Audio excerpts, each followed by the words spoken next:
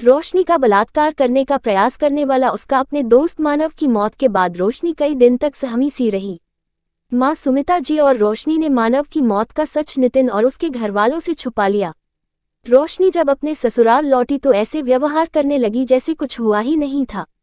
बेटे आरव की शरारतों और पति नितिन के प्यार ने रोशनी को फिर से हंसना मुस्कुराना सिखा दिया और मानव जैसे डरावने चेहरे को उसने बुरा स्वप्न समझकर भुला दिया और अपने जीवन के नव रंगों में खुद को रंग लिया। एक दिन घर में कोई नहीं था। रोशनी अपने कमरे में बेड पर लेटी हुई थी। वह अचानक से एक डरावना दृश्य देखती है। खिड़की में से मानव आ रहा है।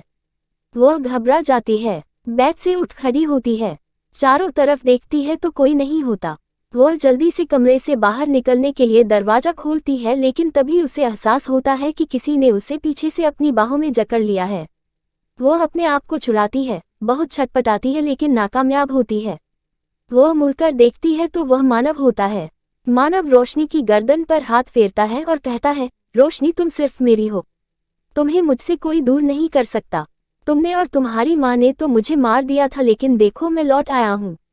अब हमेशा तुम्हारे साथ ही रहूंगा। तुम्हारे सिवा मुझे कोई देख भी नहीं सकता। मैं तुम्हारा हूँ और तुमसे बहुत प्यार करता हूँ और अब से तुम्हारे ही शरीर में रहूंगा। मेरी आत्मा भटकती रहेगी अगर तुम मुझे दुत्कारती रहोगी और डरावना भूत बनकर मैं तुम्हारे आसपास मंडराता रहूंगा। तुम्हारी जिंदगी को एक डरावनी कहानी बना दूंगा। तुमने मुझे जेल भिजवाया, तुम्हारी माँ ने मेरा खून कर दिया। अब मैं तुम दोनों माँ बेटी की जिंदगी बर्बाद कर दूंगा। तुम्हें चैन से एक भी पल जीने नहीं दूंगा। मानव जोर जोर से हंसता है। उसके सिर से खून बह रहा था और वह बहुत ही डरावना दिख रहा था। मानव की भयानक हंसी और भयानक शक्ल देखकर रोशनी बहुत ही बुरी तरह से डर जाती है। वह वहां से छूटकर भागती है और घर के हर कोने में जाकर छुप जाती है, लेकिन मानव का डरावना भूत उसे कहीं अकेला नहीं छोड़ता। वह जोर जोर से चीखती है, खूब रुदन मचाती है, लेकिन मानव उसे अकेला नहीं छोड़ता। रोशनी भागते -2 सीढ़ियों से गिर जाती है और तभी उसकी आंख खुल जाती है। वह देखती है आरव और नितिन दोनों उसके पास ही सो रहे हैं। रोशनी को एकदम से जगते देख और उसकी असाधारण गतिविधियां देखकर नितिन भी जग जाता है और देखता है रोशनी का पूरा बदन ठंडा हो रहा है, उसकी आंखें लाल हो रही है और वह थर -2 कांप रही है।